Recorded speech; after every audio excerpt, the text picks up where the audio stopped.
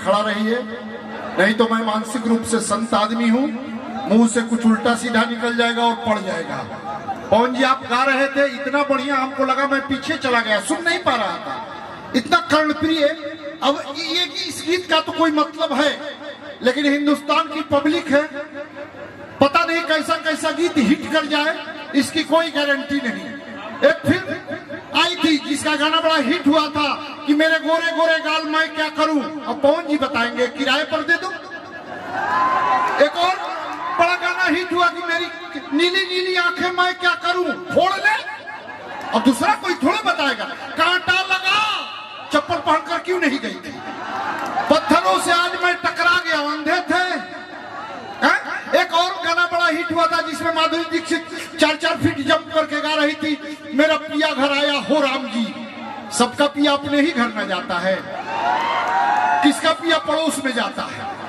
हाँ ज्यादा पिया होगा तो इसकी कोई गारंटी नहीं है। एक और गीत बड़ा हिट हुआ था पवन जी कि सुहाग रात है घूंघट उठा रहा हूं मैं, किसके बाप पर एहसान कर रहे हो भाई, शादी तुम्हारी हुई है तो तुम्हें ना घूंघट उठाओगे, अगर तुमसे नहीं उठता है तो इस काम के लिए दीपक जी तो परमानेंट तैयार रहते हैं, ये कर सकते हैं ये काम।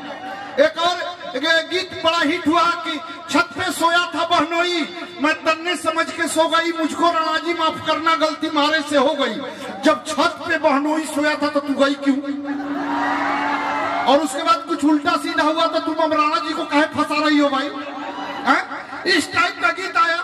तब तक एक बच्चा बीच में खड़ा हो गया और हमसे कहा कि अंकल चलते चलते यूं ही रुक जाता हूं मैं, गाते गाते चुप हो जाता हूं, क्या यही प्यार है। हमने कहा नहीं बेटा ये कमजोरी का लक्षण है, अभी शुरुआती दौर है, इलाज करा लो ठीक हो जाओगे, नहीं तो बाद में मर्ज बढ़ सकती है। उसके बाद एक और लड़का खड़ा हो गया और बोला कि मुन्नी बदनाम हुई।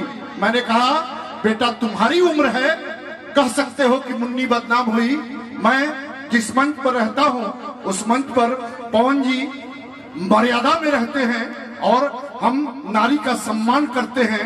हम वहां यह कहेंगे कि हसरते इश्क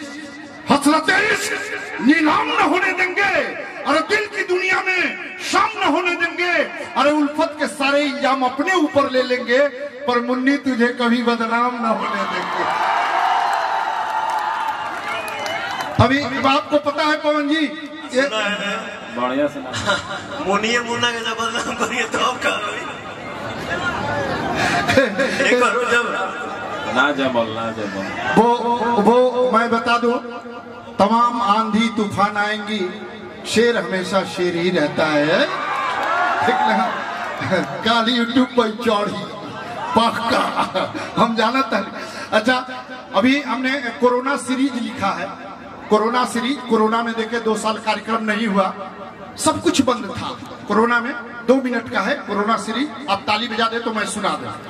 सब कुछ बंद था भाई साहब, सरकार की एडवाइजरी आई कि हमें कोरोना से डरना नहीं है, कोरोना से लड़ना है। दूसरी एडवाइजरी आई अब हमें कोरोना के साथ ही रहना पड़ेगा, हमको डर लगा कि तीसरी एडवाइजरी में ये ना आए कि कोरोना यही रहेगा, हम ही को जाना पड़ेगा।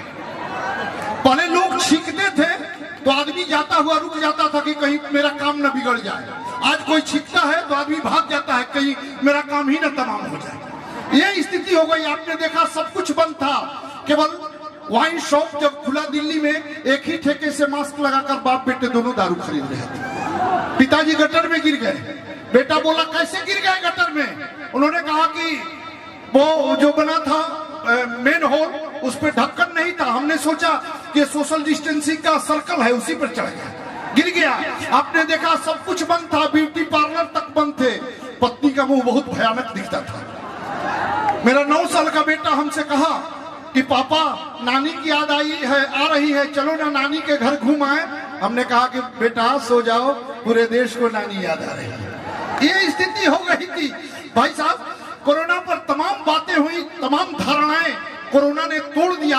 हमारे बगल में पंडित जी झड़ा लगा रहे थे कोरोना का मंदिर पर, लेकिन मैंने देखा कि पंडित जी को अध्यात्म से ज्यादा विज्ञान पर भरोसा था, और